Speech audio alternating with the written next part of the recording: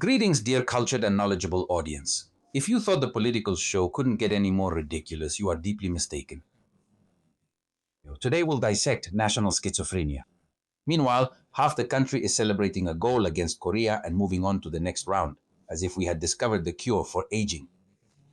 The other half, the ones on the payroll at the palace, are busy making a fool of themselves on the international stage, with an elegance that would make any funhouse jealous. Here begins the analysis of what awaits us in this surreal Mexico in the coming weeks. Let's get to it. It turns out that Mrs. Scheinbaum says that starting July 1st, the formal review of the USMCA will begin, and of course, according to the official script, Mexico did very well in the preliminary meetings. Oh, what a relief. I was worried. I couldn't. Worried the Americans might demand we stop being a low-cost manufacturing and service country. But no, don't worry. Our sovereignty is safe. Let's be honest, what does "we did very well" really mean? In the diplomatic language of the fourth transformation, that usually means we agreed to all of Washington's requests, but we sold it in the morning press conference as a victory for national dignity. The review of the USMCA is not a chess game between equals. It's an audit where the boss, the United States, comes to check if the employee Mexico is doing their job properly, or if they're getting too distracted with their strategic agreements with countries that Uncle Sam doesn't like. The truly ironic thing about this issue is the timing.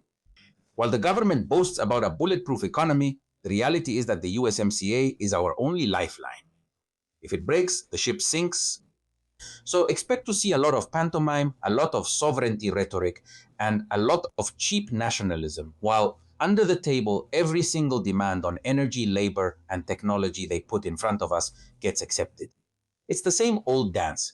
Sovereignty at home, on bended knee abroad. On the other hand, we once again have the ghost of Conquest in the room. A period drama in 2026.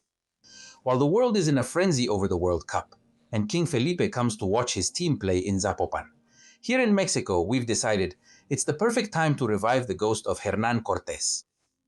The inept President Sheinbaum has confirmed that she will receive the Spanish monarch, but not to talk about investments or technology, or about how to improve the lives of Mexicans. No, of course not.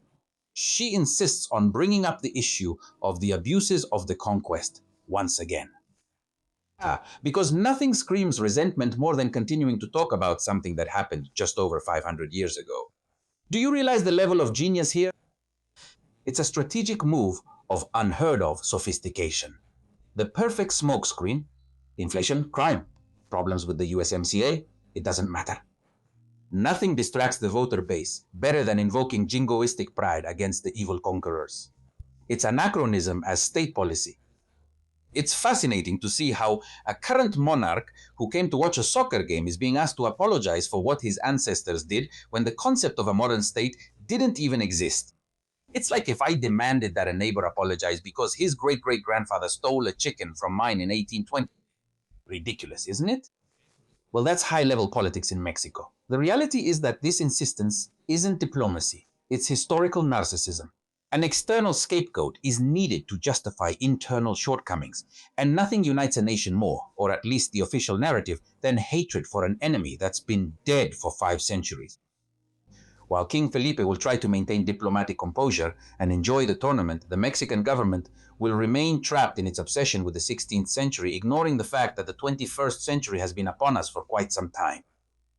We are at a point where Mexican politics is increasingly resembling a poorly written soap opera, predictable and full of artificial drama, and where the main characters seem to live in a reality parallel to that of the average citizen, who just wants to not get their wallet stolen, not get killed, make enough to get by, and see their team win the next game. But well, what did you expect? Politicians who solve real problems. Nah, that doesn't get likes, it doesn't generate ratings, and above all, it doesn't fill the headlines. We'd better keep fighting with ghosts and pretending we're world powers at a negotiating table where we're basically just there to be told what to do. Now, if you'll excuse me, I'm going to see if they sell some kind of amulet against stupidity at the market, because at the rate we're going to need a lot more than political analysis to survive this year. What do you think? Will the king finally apologize? Is he going to give the plane to Cachis? Remember that you can make your donations via PayPal. You can find the information in the comment section. Thanks to you, this channel stays active. It's very important to subscribe, like, and press the bell to receive notifications every time there's new content. Thank you.